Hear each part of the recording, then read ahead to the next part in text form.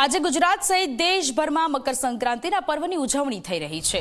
રાજ્યમાં પતંગ ચગાવવાની સાથે ઉત્તરાયણની પણ ઉજવણી। વહેલી સવારથી આકાશમાં ઉડવા લાગ્યા રંગબેરંગી પતંગો। ઉત્તરાયણે ધાબા પર પતંગ ચગાવવાની સાથે મોજે મોજ માણતા હોય છે। આજના દિવસે દાન પુણ્યનો પણ અનેરો મહિમા છે। લોકોએ મંદિરમાં દર્શન અને દાન કરીને દિવસને પાવન બનાવ્યો છે। આજનો દિવસ કે જ્યારે સૂર્ય મકર રાશિમાં પ્રવેશ કરે છે અને આજથી શુભ દિવસની શરૂઆત થતી હોય છે। ઉત્તરાયણના પર્વની ઉજવણી આખા દેશભરમાં થઈ રહી છે। ત્યારે અમદાવાદ, રાજકોટ, વડોદરા, આખા ગુજરાતમાં પણ ઉત્તરાયણના પર્વની ઉજવણી કરવા માટે લોકો પોતાના ધાબા પર આવી પહોંચ્યા અને આકાશમાં વહેલી સવારથી રંગબેરંગી પતંગો ચગાવી રહ્યા છે।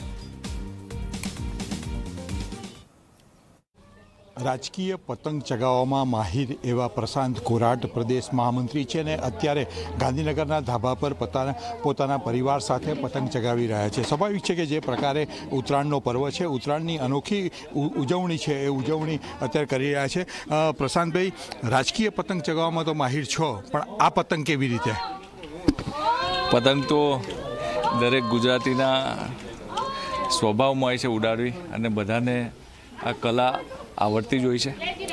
જે રીતે 2003થી વાઇબ્રન્ટ ગુજરાતની શરૂઆત થઈ, ઇન્ટરનેશનલ કાઇટ ફેસ્ટિવલની શરૂઆત થઈ, આખા વિશ્વએ આ તહેવારને જાણ્યો અને આખા વિશ્વ સુધી માન્ય દેશના યશસ્વી પ્રધાનમંત્રી શ્રી નરેન્દ્ર મોદી સાહેબે આ તહેવારને પ્રસરાવ્યો છે। ત્યારે પતંગ ઉડાડવાનું ખૂબ મજા આવતી હોય છે અને આજના દિવસે પરિવાર સાથે મળીને જનરલી બધા પતંગ ઉડાડતા હોય છે। હું બી આજે મારા પરિવાર સાથે મળીને પતંગ ઉડાડી રહ્યો છું। તમારા ભાઈ બહાર હતા, એ ઉત્તરાયણના કારણે જ અહીંયા આવ્યા છે? હા, એ ગઈકાલે સરપ્રાઈઝ આપીને અમેરિકાથી સ્પેશિયલ આજે પતંગ ઉડાડવા માટે આવ્યો છે। ગઈકાલે 10 વાગે જે સવારે અહીંયા આવ્યો, એ બી આજે સાથે છે પરિવાર સાથે। રાજકીય પતંગની વાત કરીએ તો સ્વાભાવિક છે કે પ્રદેશ બોડી રચાઈ ગઈ છે, બધું થઈ ગયું છે, જિલ્લાની બોડીઓ બધી જગ્યાએ બાકી છે। એ ક્યારે આ રાજકીય પતંગ ક્યારે ચગશે? સ્વાભાવિક છે કે સંગઠન પર્વ ભારતીય જનતા પાર્ટીની અંદર ચાલી રહ્યો છે અને ધીરે ધીરે આખું સંગઠન માળખું બની રહ્યું છે। આપ સૌએ જોયું કે હમણાં ગત મહિનાની અંદર પ્રદેશ માળખાની પણ જાહેરાત થઈ। આવનારા સમયમાં માન્ય પ્રદેશ અધ્યક્ષ શ્રી, માન્ય સંગઠન મહામંત્રી શ્રી, અમારું શીર્ષ નેતૃત્વ બધા સાથે મળીને આગળનું સંગઠન જે માળખું રચવાનું છે એ ટૂંક સમયમાં થશે। સ્થાનિક સ્વરાજ્યની ચૂંટણીની તૈયારીઓ ભાજપ માટે કેવી? જે રીતે આપ જાણો છો કે ચૂંટણી ભારતીય જનતા પાર્ટી માટે એક પર્વ છે। ભારતીય જનતા પાર્ટીના કાર્યકર્તાઓ હર હંમેશ લોકો સમાજ વચ્ચે રહેતા હોય છે। ચૂંટણી આવે છે, ચૂંટણી જાય છે, અને અમે કાયમી માટે લોકો સાથે રહી લોકોના સુખ દુઃખમાં અમે સાથે હોઈએ છીએ। ત્યારે ચૂંટણી પણ એક પર્વની રીતે આવશે અને પર્વની રીતે પૂરી થશે।